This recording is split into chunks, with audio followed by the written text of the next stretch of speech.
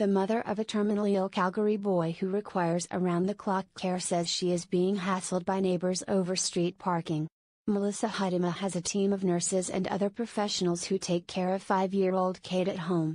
She, her husband and 3 boys live on a suburban street where the single-family homes are spaced tightly together. Street parking is a free-for-all, she said. No one has driveways and garages are in the laneway. She said there have been confrontations with neighbors over the parade of care staff who park by the home. I've had people come to my door and tell me that I needed to move the vehicle or they were going to hit it. I've had people leave notes on the vehicle asking not to park here, park there. I've had people saying, "Can you not park in front of my house?" When I'm walking out with my kids, she said. I'm trying to deal with other things. There's kind of a lot going on. She said many of those complaining are aware of Cade's condition. It's just infuriating. The Calgary Parking Authority says it doesn't comment on specific cases, but says the street space in front of residential homes is public.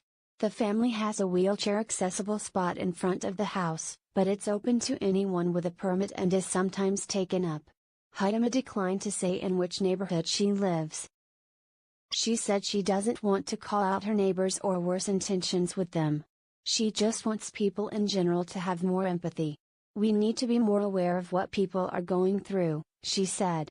You need to take a step back and think about your actions. Huitema said she has many supportive neighbors who will leave parking spots open when they can.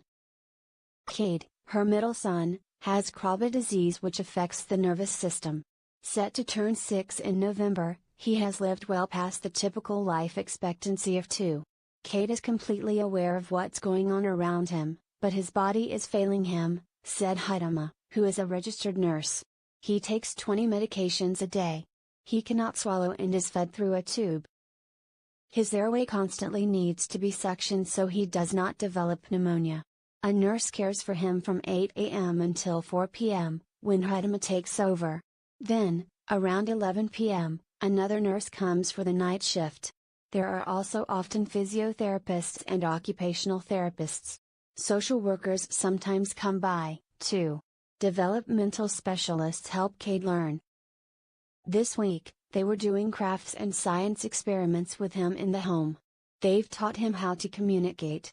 He looks to his right for yes, his left for no, said Huitema. He makes decisions on his own. He picks his books. The nurses even let him pick out what he wants to wear for the day. Ms. Luca Evan, with the Cerebral Palsy Association in Alberta, said she was flabbergasted when she heard what Huitema is dealing with. Luca Evan's 29-year-old daughter, who has severe cerebral palsy, lives with her and there are constantly caregivers in her home. Everyone in my area is very aware of the copious comings and goings of people and it's never been an issue, she said. She knows of some cases where a family has circulated a note to neighbors explaining why there are so many visitors. She said it's not up to the city to step in when there's a conflict. You cannot mandate compassion.